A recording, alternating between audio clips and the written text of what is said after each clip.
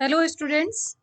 आज हम देखते हैं मैक्रो इकोनॉमिक्स के बहुत छोटे छोटे एक एक दो दो नंबर के जो प्रश्न आते हैं, एक नंबर के प्रश्न आते हैं लेकिन बहुत इंपॉर्टेंट होते हैं और उसकी जानकारी आपको होनी चाहिए।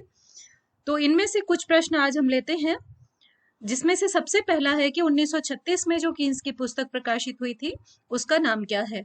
तो उसका नाम है the general theory of employment, interest and money, यानी रोजगार, ब्याज और मुद्रा का सामान्य सिद्धांत।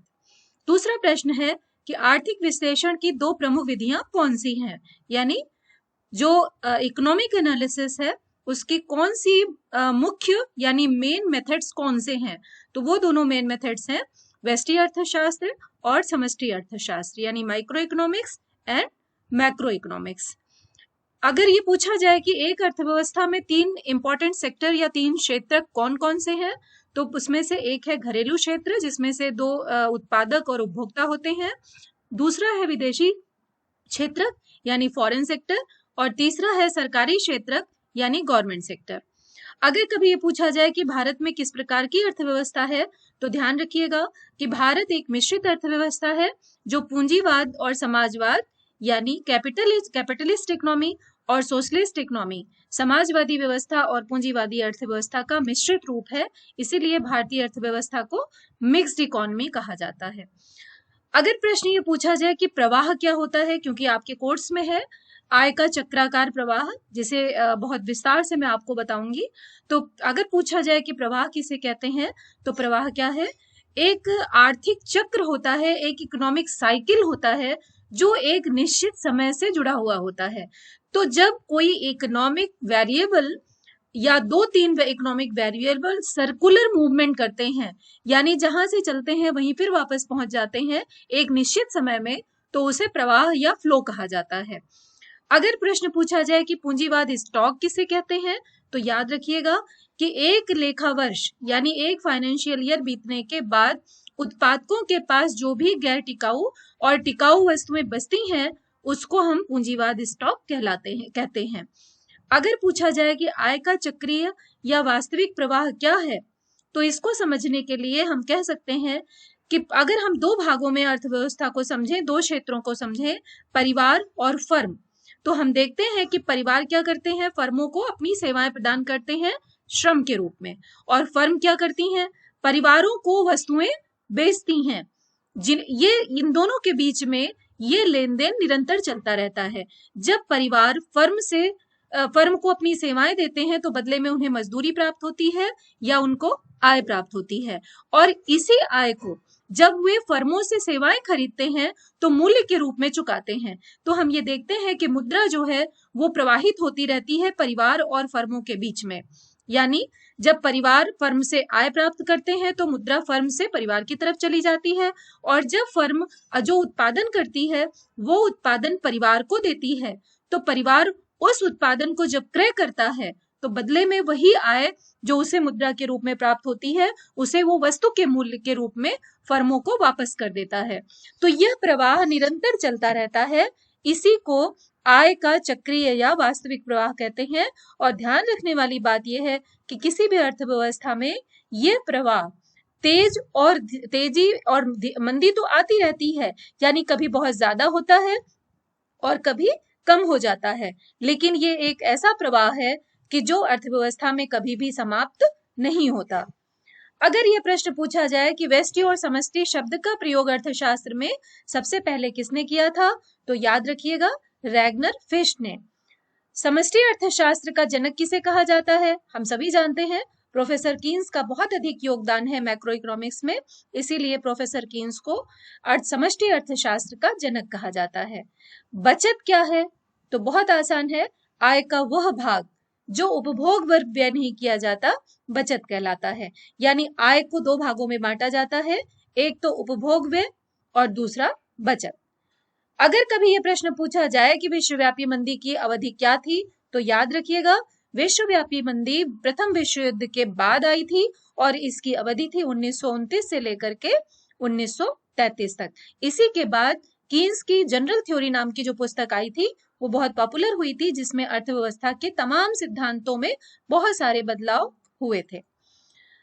अगर यह प्रश्न पूछा जाए कि पूंजीवाद, समाजवाद और मिश्रित अर्थव्यवस्था में क्या अंतर है, तो ये चार्ट बहुत इंपॉर्टेंट है। अगर हम तीनों में तुलना का आधार इन 8 हेडिंग्स को लें, तो अगर इनकी मीनिंग लेते हैं तो हम देखते हैं कि पूंजीवादी अर्थव्यवस्था क्या है, उत्पत्ति के साधनों पर स्वामित्व किसका होता है, निजी स्वामित्व होता है। जबकि समाजवादी अर्थव्यवस्था में, जिसे हम नियोजित अर्थव्यवस्था भी कहते हैं, उत्पत्ति के साधनों पर समाज का स्वामित्व होता है और उसका संचालन एक केंद्रीय संस्था, जिसे हम सरकार भी कह सकते हैं, उसके द्वारा किया जाता है। मिश्रित अर्थव्यवस्था या मिक्स्ड इकोनॉमी एक ऐसी स्थिति होती है जिसमें उत्पत्ति के साधनों पर निजी और राज्य दोनों का स्वामित्व होता है। यदि हम आधार बनाए तुलना का व्यक्तिगत स्वतंत्रता को, तो ऐसे में पूंजीवादी अर्थव्यवस्था में, जिसे मार्केट इकोनॉमी या बाजार अर्थव्यवस्था भी कहा जाता है, पूर्ण रूप से व्यक्तिगत स्वतंत्रता होती है। जबकि समाजवादी अर्थव्यवस्था में पूर्ण स्वतंत्रता, पूर्ण व्यक्तिगत स्वतंत्रता बिल्कुल नहीं होती। किस चीज की? निर्णय लेने की। किसी भी तरह का कोई भी निर्णय व्यक्तिगत रूप से कोई व्यक्ति नहीं ले सकता कि उसे क्या उत्पादन करना है, कैसे उत्पादन करना है, किस विधि से उत्पादन करना है। ये सारे निर्णय व्यक्तिगत स्वतंत्र रूप से नहीं लिए जा सकते। मिश्रित अर्थव्यवस्था में दोनों का मिक्सचर होता है। जैसा हम जानते हैं कि व्यक्तिगत स्वतंत्रता को महत्व दिया जाता है, लेकिन यह स्वतंत्रता सीमित होती है, यानी राज्य का हस्तक्षेप भी उस पे रहता है। इसी प्रकार से अगर हम केंद्रीय नियोजन को आधार बनाए, तो ये निश्चित रूप से हम जान सकते हैं कि पूंजीवादी अर्थव्यवस्था में किसी प्रकार का कोई केंद्रीय नियोजन नहीं होता, क्योंकि केंद्रीय नियोजन कौन करता है? केंद्रीय नियोजन सरकार करती है। और पूंजीवादी अर्थव्यवस्था में, जो बाजार अर्थव्यवस्था होती है, उसमें चूंकि उत्पत्ति के साधनों पर निजी स्वामित्व होता है, इसीलिए किसी प्रकार का कोई केंद्रीय नियोजन नहीं किया जाता है। समाजवादी अर्थव्यवस्था में चूंकि सरकार का पूरा नियंत्रण होता है संसाधनों पर, इसलिए केंद्रीय नियोजन पर पूर्ण रूप से उपस्थित होता है। समाजवादी अर्थव्यवस्था में केंद्रीय नियोजन मिश्रित अर्थव्यवस्था में होता है, लेकिन पूर्ण रूप से नहीं होता, क्योंकि इसमें उत्पत्ति के साधनों पर निजी और राज्य दोनों का स्वामित्व होता है। तो जब सरकार जितना संसाधनों पर नियंत्रण करके व्यय करती है, उसे तो वो केंद्रीय नियोजन के द्वारा करती है। अन्य संसाधन जो निजी स्वामित्व में होते हैं, उनका व्यय जो निजी स्वामित्व वाले व्यक्ति होते हैं, वो स्वयं उसका निर्णय लेते हैं। अगर प्रतियोगिता के आधार पर देखा जाए, तो पूंजीवादी अर्थव्यवस्था में स्वतंत्र प्रतियोगिता होती है, या हम कह सकते हैं कि पूर्ण प्रतियोगिता की उपस्थिति होती है, जबकि स्वतंत्र प्रतियोगिता की अभाव होता है समाजवादी अर्थव्यवस्था में, क्योंकि पूर्ण नियंत्रण किसका होता है? राज्य का। इसी प्रकार से मिश्रित अर्थव्यवस्था में स्वतंत्र प्रतियोगिता तो होती है, लेकिन राज्य का हस्तक्षेप होने के कारण वो नियंत्रित होती है, कंट्रोल्ड होती है। यदि हम अर्थव्यवस्था के संचालन के आधार पर देखें, तो स्वयं संचालित आर्थिक प्रणाली होती है। पूरा का पूरा इकोनॉमिक सिस्टम अपने आप चलता है, इसीलिए इसे फ्री मार्केट भी कहते हैं, फ्री मार्केट भी कहा जाता है। तो स्वयं संचालित आर्थिक प्रणाली होती है। जबकि समाजवादी अर्थव्यवस्था में या सोशलिस्ट इकोनॉमी में चूंकि राज्य पूरी तरह से नियंत्रित करता है, इसलिए आर्थिक प्रणाली स्वचालित नहीं होती। इसी प्रकार से मिश्रित अर्थव्यवस्था में स्वचालन तो होता है, लेकिन पूर्ण रूप से नहीं होता है। अगर उद्देश्य के आधार पर देखें, तो पूंजीवादी अर्थव्यवस्था में, जैसा हम जानते हैं कि उत्पत्ति के साधनों पर निजी स्वामित्व होता है, तो लाभ जो है वो सबसे ऊपर रखा जाता है, यानी अर्थव्यवस्था का जो उद्देश्य होता है वो लाभ प्राप्त करना होता है। जबकि समाजवादी अर्थव्यवस्था में सबसे प्रमुख जो उद्देश्य होता है संचालन का अर्थव्यवस्था का, वो होता है सामाजिक कल्याण या सोशल वेलफेयर। इसी तरह से अगर हम मिश्रित अर्थव्यवस्था को देखें, तो मिश्रित अर्थव्यवस्था में यानी मिक्स्ड इकोनॉमी में लाभ का उद्देश्य तो रहता ही है, लेकिन सरकार का कंट्रोल होने के कारण सामाजिक हित भी ध्यान में रखा जाता है। इसलिए दोनों उद्देश्य, लाभ और सामाजिक कल्याण, दोनों यहाँ पर पाए जाते हैं और दोनों का मिक्सचर यहाँ पर पाया जाता है। यदि संपत्ति के अधिकार को देखा जाए, यानी जो ओनरशिप है संपत्ति पर, एसेट्स पर, अगर उसको ध्यान में रखा जाए, तो हम देखेंगे कि पूंजीवादी यानी कैपिटलिस्ट इकोनॉमी में प्रत्येक व्यक्ति को निजी संपत्ति रखने, प्रयोग करने और उसे ट्रांसफर करने का यानी हस्तांतरण करने का अधिकार होता है।